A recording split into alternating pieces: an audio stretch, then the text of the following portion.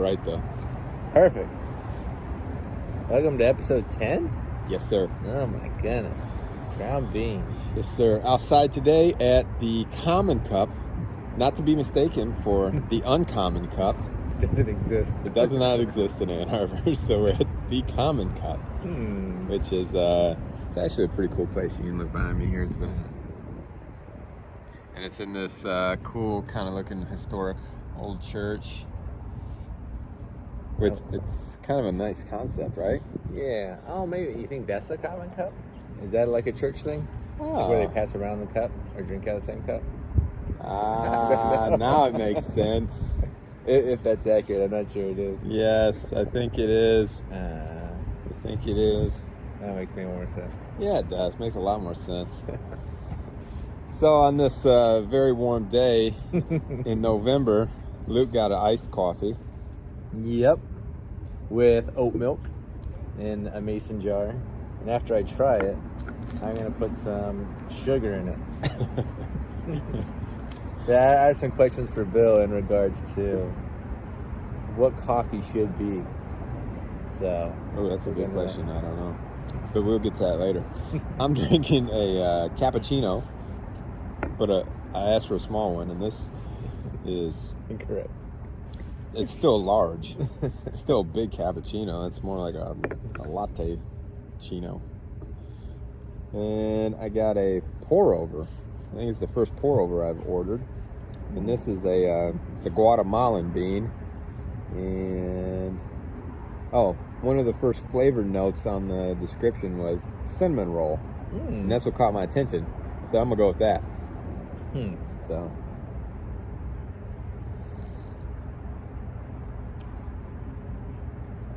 cinnamon roll? Maybe a little bit. You don't think they add anything to that for that taste? That's all bean. Yeah, that's just the bean and the way they roast it. Interesting. That's actually not bad. And I don't like pour overs. That's not bad. Interesting. I think that one is better than this style of cappuccino. Not much for latte art either. It's just a little bit of foam. How's it taste though? The cappuccino? Yeah. Cappuccino tastes okay. That's substance. I think they're both all right. Could use a little help with the latte art, but the coffee is good. The iced coffee is good. Is it? You know what I taste? The oat milk. Oh, really? Oh man, it's a rubber straw.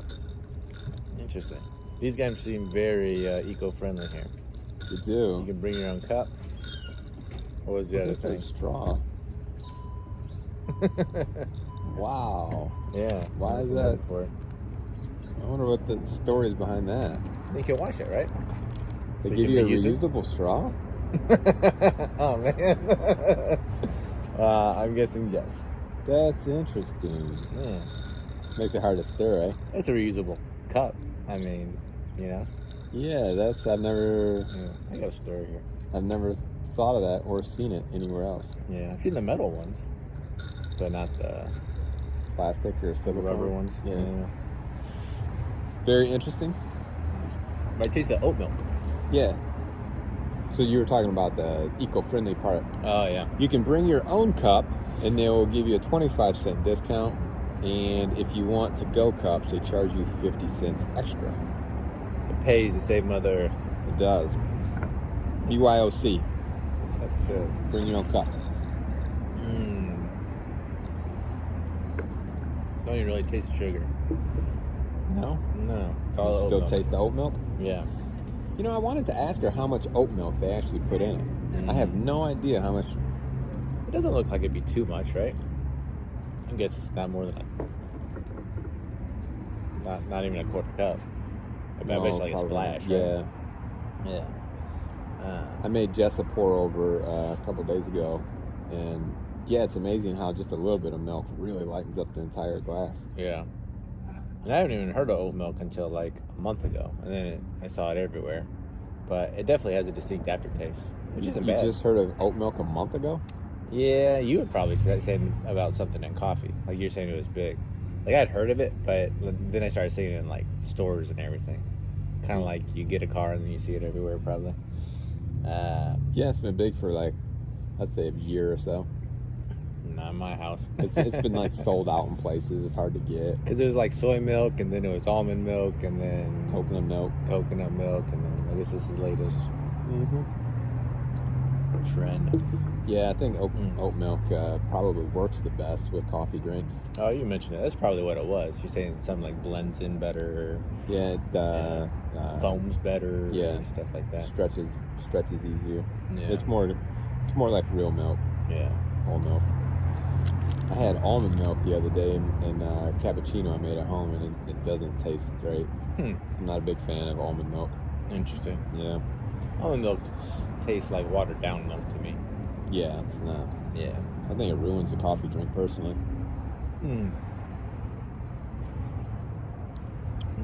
Yep. Going back to coffee, why do you think people started drinking it? I think because of the actual, like, the physical effects. Right. Yeah. Right. They get a little bit of a jolt. It was like energy. a energy Yeah. booster. Yeah. Yeah. Maybe changes the mood a little bit. And then it became a taste thing over the years. Is it a taste thing? So that's my question, because I got like cream and sugar basically in my coffee today, and for taste. Yeah, I don't know. I've not met too many people that actually. I don't know. I've met people that they'll pick up on the flavors and the notes of the coffee. Yeah. But I've not heard of anybody say, "Man, I really love the taste of coffee. I drink it because of the taste." So you think it's still mostly an energy thing? Yeah, I think it is. Think about the number of people that drink coffee first thing in the morning. I gotta have my cup of coffee first thing in the morning. Yeah. That's to make them feel alive, you know? But if it tasted different, they'd probably notice. Because almost everyone has the exact same thing every morning, whether that's their own or some kind of fast food or some kind of K-cup shenanigans, right? Yeah. Yeah. So it definitely started as the energy. But I mean, it feels like what we're doing is kind of like a taste thing, right? Yeah. As far as like the different types and whatever it may be. Yeah, I think we're after trying to discern maybe a little bit of different profiles. Yeah. Yeah. So if you find something you like, even if it's just cream and sugar, drinking other stuff that just need like the to little flap thing, explore different Yeah. things. Yeah. But like I if you don't know, like, but I guess if you like cream and sugar, then but everything you get, even if you know you'll like it better with cream and sugar, you should probably try it without cream and sugar to get I think if you're trying to explore a little bit Yeah. and spread your wings, you could always add it to it. but like I prefer tea, so I like a lot of mornings. Like I still drink tea every morning, Yeah. and so I go through phases though of wanting like a jasmine or an Earl Grey tea. I think coffee drinkers. Well, I don't know. I've not heard of people changing up the way they drink coffee. Yeah, it's kind of set, right? They seem very set. Interesting. Yeah. Well, and it's probably personal. I don't know. I switch when I make coffees at home. I switch it up.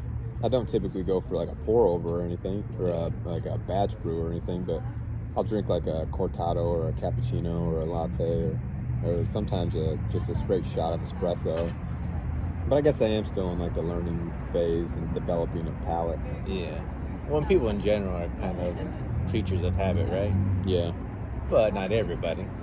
Some people are more. So maybe it's a person by person thing. Some people are more apt to be more adventurous, or like you said, learning. Yeah. Probably an aspect to it. So do you taste anything out of that? Like on the flavor wheel?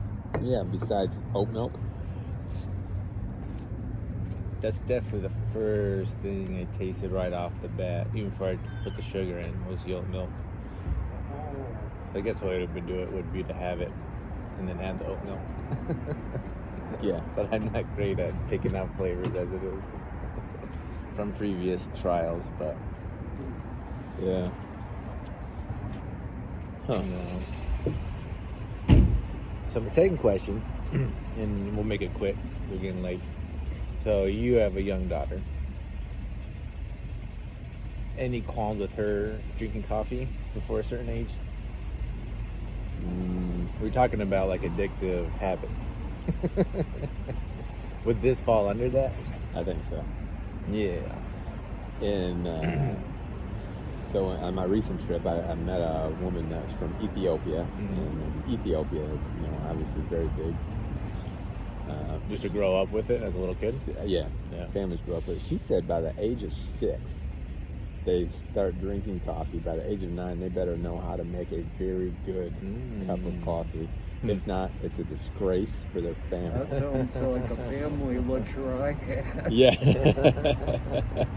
Yeah. Didn't mean to disrupt, but that No. sounded familiar. Now, son, you're going to learn not only to drink it, but to make it. Yep. That's right. The whole process. Yeah. That's interesting. Yeah, so they said that by the age of 9, they better learn to make a very good cup of coffee. If not, it's everybody looks down on them. Interesting. Yeah. So she said that she started drinking coffee by like 5 or 6. That seems too early to me, personally, but Yeah. But again, it's probably how often and everything else, right? Are you Yeah, drinking but- it every single day, or and how much? Are you having a little dash of it, or I don't know. yeah, but does it? Well, you got Stunt your growth. you got a daughter too, so like Uh, when do you think that would be? Oh yeah, if she wanted to try it, I'd let her take a sip. Yeah, but would you let her have a coffee a day? If she, probably not, but I think part of that is natural. Like I'll let her have a sip, and she won't. And she'll smell it, and it's like not.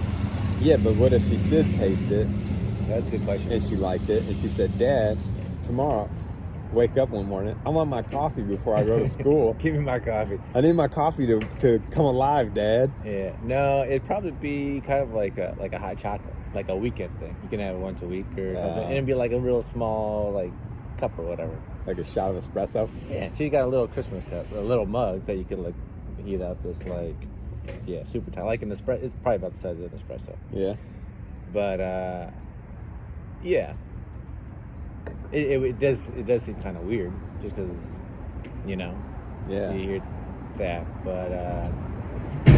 but it'd be even like a high schooler for me, and I didn't grow up drinking coffee. Like a 9th grader seems like them coming and drinking coffee before school. That seems It weird. seems like college is where people get into like being sleep deprived and Yeah, needing so it. it's so like the psychological, like the physical effects of the caffeine. That's Yeah. I think that's how people gravitate toward coffee. I think you're right. They find it as a solution to being like overly tired. Yeah. Which maybe not be the best way to develop that relationship. I don't think it's a good with coffee. I don't think it's a good relationship. But yeah, interesting nonetheless. Huh. Yeah. Well, that's all I got. We're getting too late, but next time we'll have some more fascinating questions from a fascinating location. Yes. We're running along here at 14 minutes, so we'll wrap it up. All right. Till next time. Have a great day.